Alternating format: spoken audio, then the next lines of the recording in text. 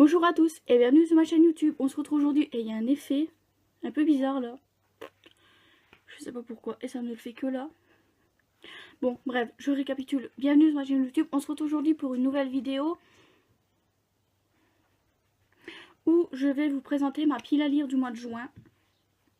A savoir que dans ma pile à lire du mois de mai, j'en ai pas lu des masses. J'en ai lu mais pas non plus à l'excès, voilà. Pas tout aussi, mais bref. Donc je vais commencer avec un tome 3, donc La prison dorée de Erin Watt et Elle Kennedy, donc chez Hugo Roman, donc qui est le tome 3 de la saga Les Héritiers. Voilà. Toujours sur Reed et Ella, je suppose. Je suppose que c'est toujours sur Reed et Ella. Donc je peux pas vous lire le résumé parce que ben c'est un tome 3, ça vous spoilerait les deux premiers tomes, mais c'est pas mon genre de faire ça. Donc voilà, je me suis mis le tome 3, je suis en train de lire le tome 2 pour l'instant. Ça se lit assez rapide, assez vite. Donc on verra ce que le tome 3 donne. Alors ensuite, en deuxième grand format, enfin grand format, entre grand format et poche on va dire. Je me suis mis Will You Play de Alicia Garnier, donc chez EH Chino Adulte. Bon, en fait c'est un grand format de chez EH, quand j'y pense, j'en avais un autre je pense, je sais plus où il est. Mais j'en avais un autre, il doit être dans l'autre armoire. Bref, donc celui-là, on va suivre Dawn et Gareth. Voilà. Donc je vais vous lire le résumé. De toute façon, vu que celui-là c'est un tome 1, je sais pas, je pense pas qu'il y ait la suite. Mais bref, les règles sont faites pour être brisées. Alors que sa carrière de galériste démarre à peine, Dawn rencontre l'homme idéal. Celui qui va l'aimer, la faire se sentir unique et combler toutes ses attentes. Sauf qu'en trouvant l'amour, elle a l'impression d'avoir perdu Gareth, son meilleur ami. Celui qui a grandi à ses côtés, qui partageait avec elle le goût du danger, des paris insensés, le brin de folie qui donnait du sens à sa vie. Gareth n'en revient pas. Dawn en couple avec ce type. Monsieur Parfait a beau cocher toutes les cases, il n'a pas la moindre idée du diamant brut qu'est sa meilleure amie. Mais si Dawn ne voit pas que ce type est fade et banal, que peut-il y faire? Rien, à part trouver, lui aussi, une copine. De préférence une qui causera à Dawn la même peine que celle qu'il ressent. Car tout ça n'est qu'un jeu, non? Ça me tente beaucoup. Je l'ai pas lu sur Wattpad quand elle l'a sorti sur Wattpad parce que... Disons que de toute façon, avec... Je lis de moins en moins sur Wattpad, on va dire. Donc je l'ai pas lu quand elle l'a sorti sur Wattpad. Et quand j'ai vu qu'il sortait en livre, j'étais là, ouh, il me le faut, il me le faut. Je me suis notée directement dans la wishlist. Et je l'ai acheté dès que je l'ai trouvé, tout simplement. Alors ensuite, on va passer au format poche. Donc je suis mis le 8e et dernier tome de la saga Driven, où j'étais bien tentée en fait de vous lire... C'était un effet du téléphone qui fait ça, parce que ça fait même avec le livre, bref. J'étais tentée de vous lire le résumé, mais en fait ça vous spoilerait l'histoire de Colton et Riley. Ou alors je vais vous le dire mais en parcimonie. Le champion automobile Zander est au sommet de son art, mais trop d'excès dans sa vie personnelle le force à faire une pause. Il doit accomplir quelque chose tout seul pour sortir de l'ombre de son célèbre père. Getty Castor pense, elle, avoir trouvé la parfaite échappatoire pour fuir son passé, jusqu'au jour où elle découvre un étranger dans le cottage de bord de mer qu'on lui a prêté. Aucun doute, il est sexy, mais elle est là pour panser ses plaies. Seule, très vite, leur attirance mutuelle prend le pas sur leur querelle, mais s'abandonner à leur désir déclenche une réaction en chaîne, leur passé se télescopant. Parviendront-ils à vaincre les répercussions de cet amour inattendu pour construire leur futur? Et voilà, et j'ai vraiment trop hâte. C'est le dernier, il est, ma foi, assez gros, parce qu'il fait plus de 660 pages. Donc, ouais, mais franchement, j'ai trop hâte de le lire, les gars. C'est le dernier tome de la saga Driven. Je vais enfin pouvoir mettre un point final à cette saga que je vous avoue, j'ai pas vraiment envie de quitter. Surtout qu'à chaque fois, c'est des personnages qu'on a vus dans la trilogie de base. Voilà. Donc, j'ai pas envie du tout de quitter cette saga, mais il faut bien la terminer à un moment. Alors, ensuite, je me suis mis Les Invisibles, donc Gardien des Perdus, le tome 4, Les Invisibles de Channel Messenger, donc chez PKJ dans leur collection best-seller.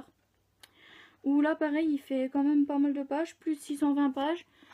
Mais bref, donc c'est le tome 4 de l'histoire de Sophie, Fitz, Biana, Kif et Dex. Voilà.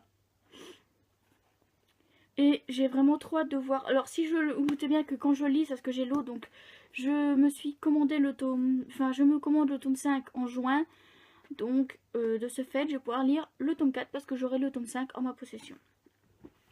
Ensuite, pareil, un autre gros. J'ai mis que des grosses bricasses. J'ai l'impression que j'ai mis que des grosses bricasses dans cette vidéo, dans les poches du moins. C'est le tome 2 de la passe miroir de Cristal Dabos, donc qui s'intitule Les disparus du clair de lune, donc chez Gallimard Jeunesse dans leur collection Pôle Fiction, donc la collection poche. Avec les tranches jaunes dégueulasses, mais bon, c'est pas grave, on s'en fout. Moi, ce qui m'intéresse, c'est le contenu, pas le contenant. Voilà. Et la couverture, en fait, c'est la même que les grands formats. Voilà. Et ouais, j'ai vraiment hâte de pouvoir lire l'histoire, enfin la suite de l'histoire de Sophie. Non, Ophélie, pardon. D'Ophélie. Je me souviens très vaguement du premier, donc à mon avis, je vais devoir lire un gros résumé spoilant avant de me plonger dans la lecture du deuxième. Mais c'est pas ça le plus important. Le plus important, c'est que je vais enfin pouvoir savoir ce qui se passe entre Ophélie et Thorne. Et j'ai vraiment hâte. Et parce que je vais commander le troisième tome, donc en format poche. Le tome 4 sort en grand format fin de l'année, donc je pense que le tome 3 sera pas lui avoir un bon bout de temps. Mais c'est pas grave, je pourrais me refaire le 1 et le 2. Alors ensuite, celui-là vous l'avez pas encore vu parce qu'il fait partie de mon book haul de mai. Donc c'est le théorème des Catherine de John Green. Encore un John Green, mais vous savez que j'adore John Green, que c'est un de mes auteurs préférés de littérature jeunesse du moins. Voilà, il est publié chez PKJ, donc dans la collection best-seller. Alors, tous les John Green ne sont pas publiés chez Gallimard, mais bon, c'est pas grave, je me les possède. De toute façon, je les posséderai tous quand même. Donc, il me reste pas beaucoup, en fait, il me reste La face cachée de Margot, Flocon d'amour. Et je pense qu'il me reste peut-être un encore à avoir. Mais sinon, j'ai, comment dire, très hâte de pouvoir le lire et de voir ce que ça donne. Donc, dans celui-là, on va suivre Colline qui est tombée amoureuse 19 fois. Et en fait, c'était 19 Catherine. C'était pas Cathy, ni Kat, ni Kitty, ni Cathy, ni Catherine, mais Catherine avec un K. Voilà. Et en fait, les 19 fois, il s'est fait larguer. Et la 20e fois où il tombe amoureux, c'est ça qu'on va suivre en fait. La 20e fois qu'il tombe amoureux. Et je me suis dit, pourquoi pas. Le résumé a l'air pas mal. C'est du John Green, c'est de la jeunesse. C'est tout ce que j'aime. Alors oui, la pile à lire est plus restreinte que d'habitude, mais bon. Et je me suis remis le tome 2 de Darkest Mind, que j'ai toujours pas lu en mai. Mais comme on est déjà le 28, le jour où je tourne, je pourrais clairement pas le lire, parce que je pourrais peut-être lire un livre après Le Prince brisé, mais c'est pas vers celui-là que mon choix se tournerait, clairement. C'est clairement pas vers celui-là que mon choix se tournerait. Mais bref, donc voilà. Darkest Mind, le tome 2, Le chemin de la vérité, de Alexandra Bracken, au livre de poche dans la collection jeunesse. Et je vais pas vous lire le résumé vu que de toute façon, ben voilà. Donc on va toujours suivre. Ah, je me souviens plus des noms. Alors Chubbs, Ruby, Liam et Zou. Ouais, je me souviens de Chubbs maintenant, enfin parce que je l'ai lu dans les pages, mais bon oui. La première fois que j'ai présenté, je me souvenais plus de Chubbs. Et en fait, c'est Charles, je pense, son vrai prénom. Mais bref, tout le monde l'appelle Chubbs. Donc, du coup, dans le livre, il est plus souvent appelé Chubbs que par son vrai prénom. Mais bref. En dernière minute, j'ai décidé de rajouter un livre dedans. Ou peut-être même deux, faut voir. Que je suis sûre de ne pas lire en mai. Donc, je vais le montrer dedans. Mais franchement, je suis pas sûre de les lire. Donc, je me suis remis Miroir de Mélissa Belvin. Donc, toujours aux éditions Le Livre de Poche. Donc, qui est la suite de Paranoia. Et Domination de Elle Kennedy, donc qui est le tome 3 de sa saga Les Insurgés, de sa trilogie pardon, Les Insurgés, où je vais vous mettre le résumé là. Voilà, faites pause. Mais je vais pas vous relire le résumé parce que j'ai déjà lu 2 fois, je pense, parce que ça fait 2 fois de suite qu'il est dans ma pile à lire et qu'il n'est pas lu. Mais là, je me mets un point d'honneur à le lire en juin.